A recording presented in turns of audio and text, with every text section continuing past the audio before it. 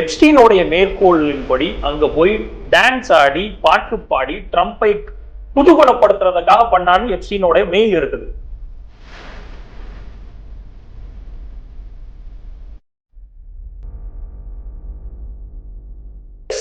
எப்ஸ்டீனுங்கிறது ஒரு நொட்டோரியஸ் தளம். அதை பொறுத்த வரைக்கும் அது எந்த வகையிலையும் அங்கீகரிக்கப்பட பேன் பண்ண வேண்டிய ஒண்ணு. சுப்பிரமணிய சுவாமி பாரதிய ஜனதா கட்சியினுடைய RSS மிக மூத்த தலைவர் திரு சுப்பிரமணிய சுவாமி அந்த பையில வச்சுதான் பேசினார். சுப்பிரமணிய சுவாமியே காங்கிரஸ் தான் இயக்குது. இருக்கலாம், யாருக்கு தெரியும், யார் வேணா இயக்கலாம். யூபிக்கு ₹1 கொடுக்கிற இடத்துல ₹2000 திருப்பி கொடுக்கிற ஒன்றியத்தினுடைய அரசாங்கம் தமிழகத்திலிருந்து போகக்கூடிய GST வருவாய் ₹1 ஏன் 26 பைசாவாக கொடுக்குறீங்க? குழந்தைகளுக்கு வர வேண்டிய PM ஸ்ரீ திட்டத்துல 2152 கோடி ரூபாயை ஏன் பிஜேபி இன்னும் கைப்பற்றி வைத்துக் கொண்டுள்ளது? இது இந்த தமிழக மக்களுக்கு அமல்படுத்தவே வேண்டாம். நிதி உங்களுக்கு என்ன தெரியும்?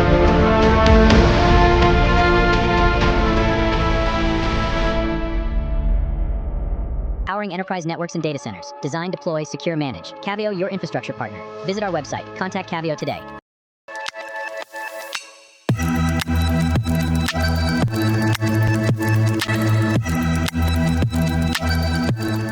அன்பு தமிழ் நெஞ்சங்களே வணக்கம். நான் உங்கள் ஹரிஷ் இப்ராஹிம். இன்று நாம் சந்திக்கவிருக்கும் அரசியல் தலைவர் 3 முறை விளவங்கோடு சட்டமன்றத்தில் மூலியமாக தேர்ந்தெடுக்கப்பட்ட சட்டமன்ற உறுப்பினரும் பாரதிய ஜனதா கட்சியின் மூத்த உறுப்பினரும் உச்சநீதிமன்றத்தின் வழக்கறிஞருமான திருமதி விஜயதாரணி அவர்கள். வணக்கம். வணக்கம். ராகுல் காந்தி தெல்ல தெளிவாக 2 விஷயங்களை பாராளுமன்ற அவையில எழுப்பணும்னு முற்படுறாரு முந்தா நாள். ஆனால் அதை எழுப்புறதற்கு கூட ஜனநாயக பூர்வமாக அவருக்கு எல்லா உரிமையும் கான்ஸ்டிடியூஷன் கொடுத்திருக்குது as an LOP-யா. ஆனால் அவர் கேட்க விளைகிற ஒரே ஒரு கேள்வி, இந்தியாவுக்கும் சைனாவுக்கும் அன்றைக்கு 2024 வாக்குல லடாக்கினுடைய LAC பக்கத்துல நடந்த ஒரு கான்ஃபிளிக்ட், ஒரு டிஃப்ல ஏன் பிரதம மந்திரி அவர்கள் ஒரு டெசிசிவான ஒரு அத்தாரிட்டிவான ஒரு டிசிஷனை எடுக்காம விட்டதுனோட விளைவுதான் அந்த புஸ்தகத்துல எழுதப்பட்டிருக்குது. அதை கூட ஏன் டிஸ்கஸ் பண்றதுக்கு தவறுறீங்க அப்படிங்கிற ஒரு மாண்பான கேள்வியை கேட்கிறார். இதை பதில் சொல்றதுக்கு as an எக்ஸ்டர்னல் அஃபேர்ஸ் மினிஸ்டரா, ஒரு ராணுவ மந்திரியாக தார்மீக கடமை இருக்குல்ல, அதை ஏன் நீங்க தவிர்க்கணும்னு நினைக்கிறீங்க? இல்ல, அதாவது ஒருத்தர் புத்தகம் எழுதுவதோ இல்ல ஒரு மேகசின்ல எழுதுவதோ பாராளுமன்ற விவாத பொருள் ஆக முடியாது. அது உங்களுக்கு சட்டம் தெரியும் நான் நினைக்கிறேன். அதே மாதிரி சட்டமன்றத்திலயும் அது விவாத பொருள் ஆக முடியாது. அப்படி ஒரு விஷயமும் விவாத பொருள் ஆகணும்னா யார் வேணா என்ன வேணா எழுதிக்கிட்டே இருப்பாங்க, அது விவாத பொருள் ஆக்கிக்கிட்டே இருக்கலாம். நம்ம அப்ப பிரதமரை கூட தான் பாராட்டி உலக நாடுகள்ல நிறைய பத்திரிகையில வருது. அதெல்லாம் எடுத்துட்டு போய் நாங்களும் போய் படிக்கலாம் இல்லையா? இந்திய தேசத்தினுடைய ஜெனரல் ஆஃப் ஆர்மி யாரும் அப்படி படிச்சது கிடையாது. இந்திய தேசத்தினுடைய ஜெனரல் ஆஃப் ஆர்மி இல்லையா? அப்போ அவருக்கு வேலிடேஷனே கிடையாது. என்ன இருந்தாங்க, வேலிடேஷன் இருக்கு, எல்லாம் இருக்கு. திரு ராஜ்நாத் சிங் அவர்கள் கரெக்டா பதிலும் சொல்றாங்க. ஆனா அதே நேரம் நீங்க நல்லா பாத்துக்கணும், யாரோ ஒருத்தர் எழுதுற புக்கு, ஏதோ ஒரு பத்திரிகையில வர்ற செய்தி எல்லாம் பாராளுமன்றத்துக்குள்ள படிக்கணும்னா பிரதமர் மோடி அவர்களை பத்தி பெருமையா வந்த செய்திகள் உலக நாடுகள் மத்தியில உலகமெங்கும் இருக்கக்கூடிய எத்தனையோ பத்திரிகைகள் அவரை பிரதம மந்திரி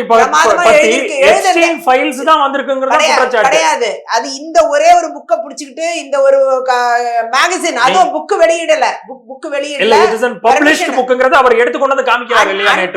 அன்பப்ளிஷ்டு தடை செய்து இல்ல, அவங்களுக்கு பெர்மிஷன் இல்ல, அவருக்கு பப்ளிஷ் பண்றதுக்கு அவருக்கு பெர்மிஷன் இல்ல. ஆனா அதே நேரம் எந்த ஆர்டிகல் சொல்லிருக்கீங்க மேடம்? நீங்க learned advocate, supreme court lawyer, learned advocate, நீங்க சொல்லுங்க. ஆமா, எந்த அமர்வுல சொல்லுங்க. அதாவது பப்ளிஷ் பண்ணல அந்த புக்க. அந்த இடத்துல அதோடைய ஒரு சில டிரான்ஸ்கிரிப்ட்ஸ ஒரு மேகசின் ஒருத்தவங்க வெளியிட்டத அதை பார்லிமெண்ட்குள்ள டிஸ்கஸ் பண்ணணுங்கிறாங்க. அது ஆதாரமற்ற விஷயங்கள். அப்படி இருக்கும் பொழுது அவைகள் எல்லாம் பாராளுமன்றத்தின் நடவடிக்கைக்குள் வரவே முடியாது. பல முறை பத்திரிகைகள்ல செய்திகளை சட்டமன்றத்துல நாங்க பேச முயற்சி பண்ணப்ப எங்களெல்லாம் அலோவ் பண்ணதில்லை. அப்படி இருக்கும்போது பார்லிமெண்ட்ல இதை மட்டும் எப்படி விடுவாங்க? அதை அலோவ் பண்ண மாட்டாங்க. அந்த இடத்துல இவங்க வேண்டுமென்றே ஒரு மைலேஜ் எடுத்து ஒரு கேரோ பண்ணி ஒரு கலடா பண்ணணும்னு முடிவு பண்ணி திட்டமிட்டு வர்றாங்க. திட்டமிட்டு பிரதமரை தாக்குறதுக்கு முயற்சி பண்றாங்க. அதுதான் நடந்திருக்கு. இது பிரதமரை பாராளுமன்றத்துக்குள் தாக்க முயற்சித்தது மிகவும் தவறு. அது கண்டனத்துக்குரியது, தண்டனைக்குரியது. நீங்க கடைசியா அதை நான் திருப்பி இதை கோடிட்டு காமிக்கணும்னு நினைக்கிறேன். பிரதம மந்திரியை பத்தி நல்ல விஷயங்களாக வெளிநாடுகள்ல இருந்து வரக்கூடிய நியூஸை டிஸ்கஸ் பண்ணலாம் அப்படிங்கிறீங்க. அதையே பண்றது இல்லையே. ஆனால் தொடர்ச்சியாக பிரதம மந்திரியை பத்தி தற்பொழுது நேற்று முன்தினம் முதற்கொண்டு எப்ஸ்டீன் ஃபைல்ஸ் என்று சொல்லப்படக்கூடிய ஜெஃப்ரி எப்ஸ்டீனுடைய ஃபைல் ஒட்டுமொத்தமாக உலக அரசியல்ல மிகப்பெரிய ஒரு அதிர்வலைகளை ஏற்படுத்தி கொண்டு வருது. அதுல அனில் அம்பானியினுடைய பெயர் இருக்கிறது. இஸ்ரேல்ல 2017 அன்றைக்கு ஒரு வெளியுறவுத்துறையினுடைய கூட்டத்தை பிரதம மந்திரி அவர்கள் எப்ஸ்டீனுடைய மேற்கோளின்படி அங்க போய் டான்ஸ் ஆடி பாட்டு பாடி ட்ரம்பை குதூகலப்படுத்துறதுக்காக பண்ணான்னு எப்ஸ்டீனோட மெயில் இருக்குது. சோ இப்படி ஒரு எப்ஸ்டீனுங்கிறது ஒரு நோட்டோரியஸ் ஒரு தளம். அதை பொறுத்த வரைக்கும் அது வந்து எந்த வகையிலையும் அங்கீகரிக்கப்பட பேன் பண்ண வேண்டிய ஒண்ணு. அந்த அளவுல வந்து அந்த ஃபைல்ஸ் வந்து திட்டமிட்டு இங்க இருக்கிற எதிர்கட்சிகளோட இண்டிகேஷன்ல பேமெண்ட்ல ஒர்க் பண்ணுது. அதனால அந்த தளம் வந்து பேன் பண்ண வேண்டிய ஒன்று. அது வந்து பாராளுமன்றத்துல டிஸ்கஷனுக்கு கொண்டு வரது மிகவும் தவறான ஒன்று.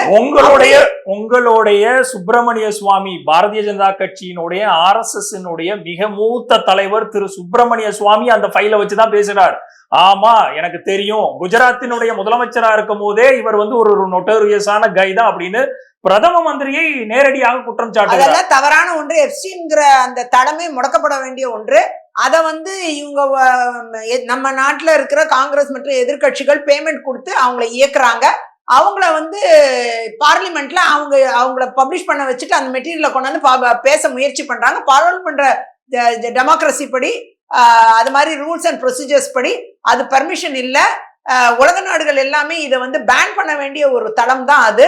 அது வந்து எந்தெந்த எதிர்கட்சிகளுக்கு பேமெண்ட் கொடுக்குறாங்களோ அவங்களுக்கு ஒர்க் பண்ற ஒரு தளம் அது. அப்ப நீங்க கூற்றுப்படி காங்கிரஸ் அரசாங்கம் டிபார்ட்மெண்ட் ஆஃப் ஜஸ்டிஸ் அண்டர் வாஷிங்டனுடைய அமெரிக்காவினுடைய நீதிமன்றம் வெளியிடுறதுக்கு காங்கிரஸ் பைசா கொடுத்து அந்த ஃபைலை ரிலீஸ் பண்ணி. ஆமா, இது மாதிரி ஒரு சில அண்டர் கிரவுண்ட்ல ஒர்க் பண்றவங்களுக்கு இவங்க பேமெண்ட் கொடுத்து இயக்குறாங்க. அதனாலதான் இதெல்லாம் வெளிவருது. இந்த மாதிரி தவறான விஷயங்கள் வருது. எந்த கவர்மெண்டோட எந்த அதிகாரப்பூர்வமான யாருமே இதை வெளியிடல.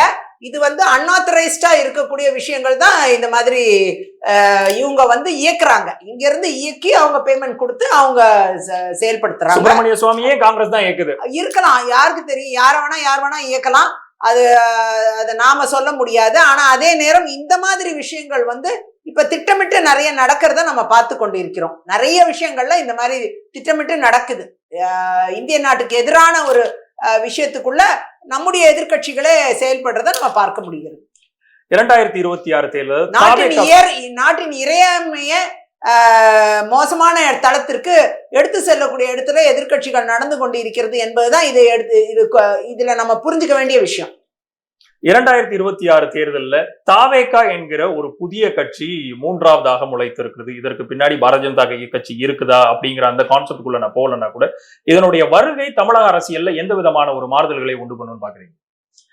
தாவேகா கட்சி இளைஞர்கள் மத்தியில ஒரு தாக்கத்தை ஏற்படுத்தி இருக்கு அப்படிங்கிறத நம்ம பார்க்க வேண்டிய ஒன்று. ஆனா அதே நேரம் அவர்கள் வந்து வாக்கு வங்கி அரசியல்ல எப்படி இருப்பாங்கிறது இன்னுமே நிரூபணமாகாத ஒரு சூழ்நிலை இருக்கு.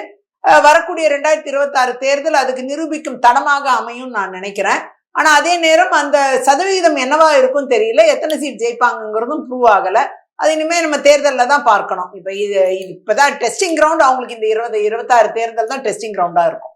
அதிமுக தலைமையிலான கூட்டணியோ இல்ல NDA தலைமையிலான கூட்டணிக்குள்ள தாவேகாவை கொண்டு வரதுக்கு பல்வேறு விதமான அழுத்தங்களை கொடுத்ததாக திரு செங்கோட்டையன் அவர்கள் மேற்கோள் காட்டியிருக்கிறார் பல பிரஸ் மீட்ல கடந்த சில தினங்களா.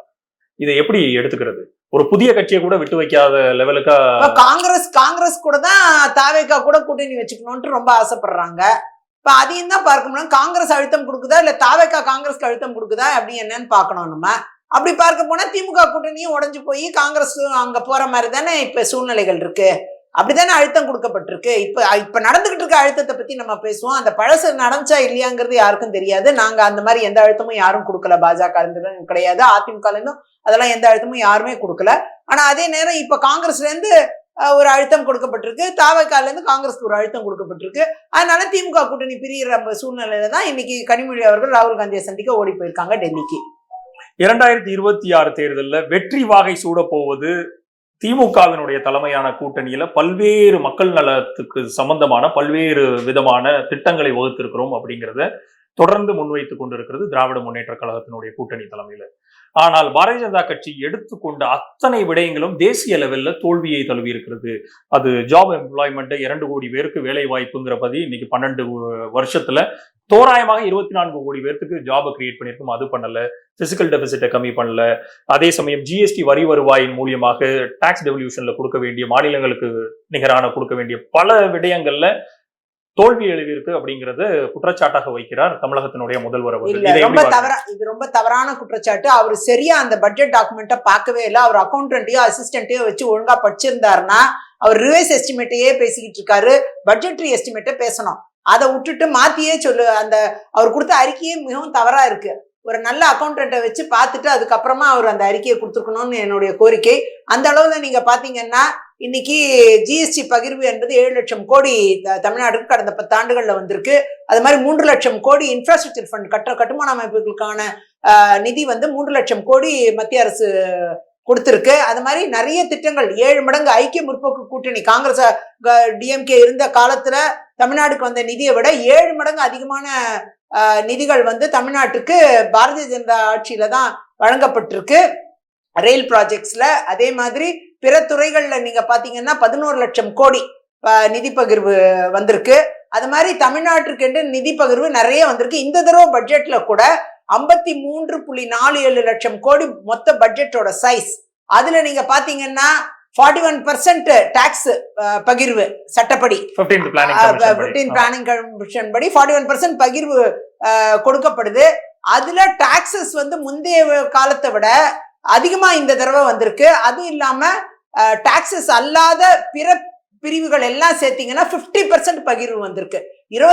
எல்லா மாநிலங்களுக்கும் 53.47 lakh crore 26.21 crores exactly 50% devolution total devolution to all states and UTs having legislature அது வழங்கப்பட்டிருக்கு. அதனால 50% பகிர்வு எல்லா மாநிலங்களுக்கும் யூடிஸ்க்கும் மத்திய பட்ஜெட்ல வழங்கப்பட்டிருக்கு. அதே மாதிரி நீங்க பாத்தீங்கன்னா ஒரு திட்டமும் முதலமைச்சர் அவர்கள் ஒரு திட்டத்தையும் சொல்றாரு. ஆனா ரிவைஸ் எஸ்டிமேட்டையே சொல்றாரு. இப்ப நீங்க ஜல்ஜீவன் மிஷன்ல 67,000 கோடி ஜல்ஜீவன் மிஷன் கொடுத்திருக்காங்க. அதுல ரிவைஸ் எஸ்டிமேட் 17,000 கோடியாக இருந்தா மிச்சம் 50,000 கோடி நிலுவையில் இருக்கு, பணிகள் நடந்து கொண்டிருக்குன்னு தான் நம்ம எடுத்துக்கணும் அந்த ஆண்டிற்கானது. அதன் பின்னர் பட்ஜெட்டரி ப்ரொவிஷன் 26-27 பட்ஜெட்டரி ப்ரொவிஷன்ல மீண்டும் 67,678 கோடி வழங்கப்பட்டிருக்கு ஜல்ஜீவன் மிஷனுக்கு. ஒரு உதாரணம் நான் சொல்றேன். மீண்டும் வழங்கப்பட்டிருக்கு. அப்ப அதை எடுத்துக்கவே இல்லை. பட்ஜெட்டரி எஸ்டிமேட் அவர் எடுத்துக்கவே இல்லை முதலமைச்சர். தயவு செஞ்சு அந்த ரிவைஸ் எஸ்டிமேட்டையும் பார்க்கும்பொழுது பட்ஜெட்டரி எஸ்டிமேட்டையும் பாருங்க. அடுத்த ஆண்டுக்கான பட்ஜெட்டரி எஸ்டிமேட்டையும் பார்த்து அவர் விமர்சனம் பண்ணியிருந்தாருன்னா கரெக்டா இருந்திருக்கும்னு என்னுடைய பார்வை. அவருக்கு கைட் பண்ணவங்க யாரோ தப்பா கைட் பண்ணிட்டாங்க. அதனால தப்பா அறிக்கை விட்டுட்டாரு. அதே மாதிரி நீங்க பாத்தீங்கன்னா நிறைய திட்டங்கள் அவர் சொல்றது எல்லாமே ரிவைஸ் எஸ்டிமேட்டே பேசுறாரு. ரிவைஸ் எஸ்டிமேட்ல அந்த பேலன்ஸ் ஃபண்ட் ஆட்டோமேட்டிக்கா நிலவில் இருக்கும், பணிகளுக்கான நிலவில் இருக்கும், ஃபர்தர் ஃபண்டிங்கும் வந்துருது. அதே மாதிரி மன்ரேகா திட்டத்துல நீங்க பாத்தீங்கன்னா 30,000 கோடி நிலவில் இருக்கு. அது மார்ச் எண்டு வரைக்கும் உள்ள பணிகள் முடியறதுக்கான திட்டங்கள். அது ரிவைஸ் எஸ்டிமேட்ல அந்த நிதிகள் ஒரு பாரபட்சம் இல்ல பாரபட்சம்னால இப்ப மன்ரேகாக்கு புதிய திட்டத்தோட பேர் விபி ராம்ஜி அந்த திட்டமா வந்திருக்கு, விக்ஷித் பாரத். அப்போ அதுல 100ல இருந்து 125 நாளா நம்முடைய தேசிய ஊரக வேலைவாய்ப்பு திட்டம் 125 நாளா விரிவாக்கம் செய்யப்பட்டிருக்கு. அப்போ ஸ்டேட்டோட கான்ட்ரிபியூஷன் அதிகரிச்சிருக்கீங்க. ஸ்டேட்டோட கான்ட்ரிபியூஷன் இல்லாமலேயே நீங்க பாருங்க, அதாவது 88,000 கோடி முதலே மன்ரேகால கொடுத்திருக்காங்க. அதுல 30,000 கோடி ரிவைஸ் எஸ்டிமேட்ல கொடுக்கப்பட்டிருக்கு. அது இல்லாம பட்ஜெட்டரி ப்ரொவிஷன் மன்ரேகாவும் விபி ராம்ஜியும் சேர்த்து பார்க்கணும் இந்த ஆண்டு. ஏன்னா அடுத்த ஆண்டு தான் அது ஃபுல்லாவே விபி ராம்ஜியா மாறும். அப்படி இருக்கும்போது 1,26,000 கோடி ரெண்டு சேர்த்து 1,26,000 கோடி மத்திய பட்ஜெட்லயே வழங்கப்பட்டிருக்கு. அது இல்லாம 40% வரும்.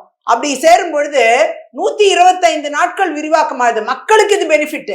நீங்க யார் கொடுக்குறா யார் பண்றா அப்படிங்கறத விட இன்னைக்கு கிட்டத்தட்ட 88,000 கோடியில இருந்து 1,25,000 கோடியா மாறி இருக்கு இந்த திட்டம். கிட்டத்தட்ட 50,000 கோடி இன்க்ரீஸ் ஆயிருக்கு. அது மட்டும் இல்ல, இருங்க நான் சொல்லி முடிச்சிடுறேன். நான் ஒரே ஒரு இந்த இடத்துல மட்டும் ஒரே ஒரு இடைச்சல். ஏன்னா நீங்க 2021க்கு முன்னாடி இந்தியா தமிழ்நாட்டுல ஜிஎஸ்டிபியினுடைய கான்ட்ரிபியூஷன் வேற. இன்னைக்கு 2025ல ஜிஎஸ்டிபியோட கான்ட்ரிபியூஷன் 27.5 லட்சம் கோடி. அப்போ ஒட்டுமொத்தமாக உள்நாட்டினுடைய உற்பத்தியும் அதிகரிச்சிருக்கும் போது இங்க இருந்து போகக்கூடிய ஜிஎஸ்டி வரி வருவாய் அதிகரிக்கத்தான் செய்யும். இது இயற்கை, இது பேசிக் எக்கனாமிக்ஸ். இதை ஓரமா வைங்க. ஆனால் யூபிக்கு 1 ரூபாய் கொடுக்கிற இடத்துல 2,000 ரூபாயை திருப்பி கொடுக்கிற ஒன்றியத்தினுடைய அரசாங்கம் தமிழகத்திலிருந்து போகக்கூடிய ஜிஎஸ்டி வருவாய் 1 ரூபாயில ஏன் 26 பைசாவாக கொடுக்குறீங்கிறதான. அதுதான் வாங்க கரெக்டான கொஸ்டின் வந்துட்டீங்க. அந்த அளவுல இன்னைக்கு அது பழைய கதை. இப்ப நீங்க பாத்தீங்கன்னா தமிழ்நாடுக்கு ஜிடிபி கான்ட்ரிபியூஷன் இப்ப எப்படி அந்த விஷயங்கள் இப்ப கணக்குகள் மாற்றப்பட்டிருக்குன்னா 19% இருக்கிறோம். தமிழ்நாட்டினுடைய உள்நாட்டு உற்பத்தி ஓவரால் இந்தியாவோட எப்படி வந்திருக்குன்னா 19%, ஃபர்ஸ்ட் ஹையஸ்ட் மாநிலம். அதுக்குதான் நான் உங்களுக்கு எக்ஸ்பிளைன் பண்றேன். ஜிடிபி growth பேஸ் பண்ணி தான் இந்த டாக்ஸ் டெவல்யூஷன் சொல்லி இப்போ உள்ள சிஸ்டம் ஹஸ் இவால்வ்டு. இப்போ இந்த தடவை நீங்க பாத்தீங்கன்னா தமிழ்நாடுக்கு 0.187% இன்க்ரீஸ் ஆயிருக்கு நிதி பகிர்வு, வரி பகிர்வு. ஆனா அதே நேரம் யூபிக்கு -3% குறைக்கப்பட்டிருக்கு. 3% கம்மி பண்ணியிருக்காங்க. 5 ஸ்டேட், தமிழ்நாடு உட்பட 5 ஸ்டேட் சேர்ந்துதான் 28 கோடி பாப்புலேஷன். ஆனா யூபி 28 கோடி பாப்புலேஷன், ஒரே ஸ்டேட் 28 கோடி பாப்புலேஷன். ஆனா அது இந்தியாவினுடைய பொருளாதாரத்துக்கு என்ன பங்கு கொடுக்குது? அததான் கேள்வி. அவங்க -3% ஆயிடுச்சுல்ல. they are not manufacturing state madam. அவங்க மேனுஃபேக்சரிங் இல்லையா, ஆனா மக்கள் வாழ்ந்துகிட்டு இருக்காங்க. அதையே நம்ம மக்களை கொண்டு போய் எங்கேயும் போய் தள்ள முடியாது. எப்படி மேடம்? தமிழ்நாட்டுல எல்லாம் உழைப்பா 47 விமென் ஒர்க் ஃபோர்ஸ் இருக்கிற இடத்துல இங்க இருந்து உழைச்சு கொண்டு போய் உழைக்காத ஒருத்தனுக்கு கொடுக்கறது எப்படி கரெக்டா இருக்கும்? யூபில இருக்கிறவங்க உழைச்சிட்டு தான் இருக்காங்க. அங்கேயும் எவ்வளவு இண்டஸ்ட்ரீஸ் எல்லாம் வந்துருச்சு. இப்ப அந்த அளவுல நிறைய வந்துருச்சு. இன்னைக்கு எக்கச்சக்க வளர்ச்சி. நீங்க பங்கு பெற்ற காங்கிரஸ் கவர்மெண்ட் வேற விதத்துல டெவல்யூஷன் பண்ணதும் காங்கிரஸ் கவர்மெண்டால தாங்க யூபியே வளரல. அதனாலதான் யூபியே நாசமா போச்சு. இன்னைக்கு யூபி இந்த அளவுக்கு வளர்ந்து வர்றதுக்கு இவ்வளவு போராடி வர வேண்டியது இருக்குன்னா காரணம் காங்கிரஸ் பல ஆண்டு காலம் ஆட்சி புரிஞ்சு அந்த ஸ்டேட்டையே நாசமாக்கிட்டாங்க. அதான் உண்மை. அந்த அளவுல நீங்க பாத்தீங்கன்னா இன்னைக்கு யூபி யோகி ஆதித்யநாத் தலைமையில நல்லபடியா வளர்ந்துகிட்டு இருக்கு. இன்னைக்கு நல்ல சட்டம் ஒழுங்கு சீரான ஒரு மாநிலமா மாறி இருக்கு. அது மட்டும் கிடையாது, இன்னைக்கு வளர்ச்சியின் மாநிலமாவும் மாறி இருக்கு. ஆனாலுமே இன்னைக்கு 28 கோடி மக்கள் வாழ்ற யூபிக்கு 3% நிதி வரி பகிர்வு கம்மியா இருக்கு. அதே 5 ஸ்டேட் சேர்ந்துதான் 28 கோடி. நம்ம தமிழ்நாடு, கேரளா, ஆந்திரா, தெலுங்கானா, கர்நாடகா 5 ஸ்டேட்டும் சேர்ந்துதான் 28 கோடி. நம்ம இந்த 5 ஸ்டேட்டுக்குள்ள பாப்புலேஷன் ஒரு ஸ்டேட்லயே இருக்கு யூபில. ஆனா அந்த மக்களுக்கும் சாப்பாடு போட்டு தானே ஆகணும். அந்த அளவுல நீங்க பாத்தீங்கன்னா -3% கம்மி பண்ணிட்டாங்க. இங்க நமக்கு தமிழ்நாடுக்கு 0.187% இன்க்ரீஸ் ஆயிருக்கு. அதை நீங்க பெருமையா நினைக்கணும். இந்த தடவை நம்மளோட ஜிடிபி கான்ட்ரிபியூஷன் ஹையா இருக்கிறதுனால நமக்கு வரி பகிர்வு ஹையா இருக்கு. அதே அவங்களோட ஜிடிபி கான்ட்ரிபியூஷன் கம்மியா இருக்கிறதுனால -3% ஆயிடுச்சு, குறைஞ்சிருக்கு. 3% கம்மி ஆயிடுச்சு யூபிக்கு. இது ஒரு பெரிய மாற்றத்தை, இந்திய அளவுல பெரிய மாற்றத்தை ஏற்படுத்தியிருக்கு. நாம பெருமையா திரும்பி பார்க்க வேண்டிய ஒரு பட்ஜெட் இது. இந்த விஷயத்தை பொறுத்த வரைக்கும் நீங்க பெருசா பார்க்கணும். இதை திரும்ப திரும்ப பழைய கதையே நம்ம சொல்லக்கூடாது. ஒரே ஒரு ரெஃபரன்ஸ் கொடுத்துக்கிட்டுமா மேம் இதுக்கு? ஏன்னா தமிழ்நாட்டினோட இன்னைக்கு 11.19 விழுக்காடாக ஸ்டாட்டிஸ்டிக்கல் ஃப்ரம் தி சென்ட்ரல் போர்ட்ல இருந்து கொடுத்திருக்கக்கூடிய டேட்டா. இது தமிழ்நாட்டினுடைய உள்நாட்டு உற்பத்தி. அப்போ ஒட்டுமொத்தமாக மேனுஃபேக்சரிங் வைத்திருக்கக்கூடிய இந்த 5 மாநிலங்கள் சவுத் இந்தியாவோட கான்ட்ரிபியூஷன் மட்டும் 60-65 விழுக்காடு ஓவரால் இந்தியாவினுடைய ஜிடிபியில. அப்போ அவர்களுக்கு வர வேண்டியதும், நீங்க 10 ரூபாய்க்கு உழைக்கிறீங்கன்னா உங்களுக்கு 10 ரூபா வர்ற இடத்துல நன்மையா இல்ல 1 ரூபா வர்ற இடத்துல நன்மையாங்கிற ஒரு சின்ன ஒரு கேள்வியை கூட பாரதிய ஜனதா கட்சியிட்ட கேட்க கூடாது. இது இந்திய திருநாடு. India is integrated country. இந்த எல்லாரும் சேர்ந்து உழைக்கலாம். எல்லாரும் சேர்ந்துதான் உழைக்கணும். எல்லாரும் எவ்வளவு யூபில இருக்கிறவங்க தமிழ்நாட்டுல இருந்து வேலை பாக்குறாங்க, தமிழ்நாட்டுல இருக்கவங்க யூபில வேலை பாக்குறாங்க. அதுக்குன்னு நம்ம உதவி தள்ள முடியுமா? இங்க பாருங்க, எல்லாரும் இந்தியர்களுக்கு மனப்பக்குவத்தை வர வைக்கணும். தமிழ் என்ற அடையாளம் நமக்கு தேவைதான். ஆனா அதே நேரம் இந்தியன் என்ற ஒரு பேட்ரியாட்டிக் மைண்ட் செட், தேசியத்தை விரும்பக்கூடியவர்களா நம்ம எல்லாருமே. அதை விட்டுட்டு நீங்க இந்த பிரிவினையை பேசக்கூடாது. Fair enough ma'am. ஆனால் ஏன் தமிழ்நாட்டினுடைய கல்வி கற்கக்கூடிய அந்த குழந்தைகளுக்கு வர வேண்டிய PM ஸ்ரீ திட்டத்துல 2152 கோடி ரூபாயை ஏன் பிஜேபி இன்னும் கைப்பற்றி வைத்துக் கொண்டுள்ளது? இது இந்த தமிழக மக்களுக்கு அது ஏன் அமல்படுத்த வேண்டும் அப்படிங்கறதுதான் திமுகவினுடைய, ஏன்னா அவர்களுடைய கொள்கையே இரண்டு மொழி கொள்கை தான். அமல்படுத்தவே வேண்டான நிதி உங்களுக்கு என்ன? அவர்களுடைய கொள்கையே இரண்டு மொழி கொள்கை தான். அதுல படிச்சு வந்தவதானே நீங்களும் நானும் எல்லாருமே. அப்போ இதை PM ஸ்ரீ திட்டத்தை அமல்படுத்தினா அந்த நிதி வரப்போகுது, நவோதயா திட்டத்தை அமல்படுத்தினா அந்த நிதி வரப்போகுது. காங்கிரஸ் கவர்மெண்ட்ல நவோதயா திட்டத்தை அமல்படுத்த சொல்லி சொன்னாங்க. காங்கிரஸ் கவர்மெண்ட்ல சொன்னதை திமுக ஏத்துக்கல. அதனால சுப்ரீம் கோர்ட்ல அந்த கேஸ் போச்சு. சுப்ரீம் கோர்ட்ல இப்ப என்ன சொல்லியிருக்காங்க, 12 இடத்துல ஆய்வு பண்ணி அந்த ஆய்வறிக்கையை இட ஆய்வறிக்கையை சப்மிட் பண்ண சொல்லியிருக்காங்க நவோதயா பள்ளிகளுக்கு. நவோதயா மத்திய சென்ட்ரல் கவர்மெண்டோட ஸ்கூல்ஸ், அந்த ஸ்கூல்ஸ் வந்து காங்கிரஸ் கவர்மெண்ட்ல கொடுத்தது. அதை வந்து இப்போ சுப்ரீம் கோர்ட் வந்து அதை அமல்படுத்துங்க, அதோட நிதிகளை சென்ட்ரல் கவர்மெண்ட் வில் கிவ்னு சொல்லியிருக்காங்க. அதே மாதிரி PM-ஸ்ரீ அமல்படுத்துங்க, ஆட்டோமேட்டிக்கா சென்ட்ரல் கவர்மெண்ட் வில் கிவ். ஆனா உங்களுடைய அந்த மெட்டர்னிட்டி லீனேஜை பார்த்தீங்கன்னா மிகப்பெரிய ஒரு கவிதாயினியாக இருந்து உங்களுடைய கிராண்ட் ஃபாதர் வந்து தமிழுக்காக மிகப்பெரிய ஒரு வரலாற்று பூர்வமான பல்வேறு, ஆனா நீங்களே இன்றைக்கு தமிழ் இரட்டை மொழி கொள்கைக்கு எதிராக நின்று களமாடுறதை நினைக்கும் போது இது கரெக்டா இருக்குன்னு நினைக்கிறீங்களா? தமிழ் இரட்டை மொழி கொள்கைக்கு எதிராக இல்ல, தமிழ் வேணும், ஆங்கிலம் வேணும், இன்னும் ஒரு மொழி விருப்பப்பட்டா படிக்கலாம், அதுதான் அதோட அர்த்தம். அவ்வளவுதான். இப்ப எல்லாருமே அதான் பண்ணிட்டு இருக்காங்க. அவ்வளவுதான். அப்ப ஏன் ஹிந்தியை நீங்க கட்டாயமாக படிக்கணும்? யாரும் கட்டாயமா சொல்லியாது, ஏதாவது ஒரு மொழி படிக்கலாம்னு சொல்லியிருக்காங்க. அந்த NEP-யோட ஃப்ரேம்வொர்க் அப்படி இல்ல. ஃப்ரேம்வொர்க் வந்து ஏதாவது ஒரு இன்னும் ஒரு மொழியை விருப்பப்பட்ட மொழியாக ஏற்றுக்கொண்டு படிக்கலாம், அது கூட ஆப்ஷனல் தான். அப்போ அத கன்சென்சஸ் வேணும்னு இங்க அரசியல் திமுக கவர்மெண்ட் பண்ற அரசியலுங்க, தேர்தல் அரசியல் இதெல்லாம். சோ இருமொழி கொள்கையையும் வைத்து அரசியலுக்காக மட்டும்தான் நீங்க ஆமா, திமுக அது திட்டமிட்டு செய்யக்கூடிய அரசியல். இருமொழி கொள்கைனாலும் சரி, அது எந்த கொள்கையா இருந்தாலும் சரி, இவங்க வெறும் அரசியலுக்கும் தேர்தலுக்கும் ஊழல் பண்றதுக்கும் செய்யற ஒரு அரசியல் தானே தவிர வேற எதுவுமே கிடையாது. இதுல அடித்தளமே கிடையாது. PM-ஸ்ரீ பள்ளிகள் வருதா, நவோதயா பள்ளிகள் வருதா, காங்கிரஸும் எவ்வளோ பள்ளிகளை கொடுத்தாங்க, பிஜேபியும் எவ்வளோ பள்ளிகளை கொடுக்குறாங்க. சென்ட்ரல் கவர்மெண்ட் ஸ்கூல்ஸ் நம்மளுடைய இலவசமா படிக்கிறதுக்கு நம்ம குழந்தைங்களுக்கு கிடைச்சா அவங்க இன்னும் பெரிய ஆட்களா வருவாங்க. அப்படி அந்த வாய்ப்புகளை எல்லாம் தடுக்கிறது தமிழ்நாட்டுல.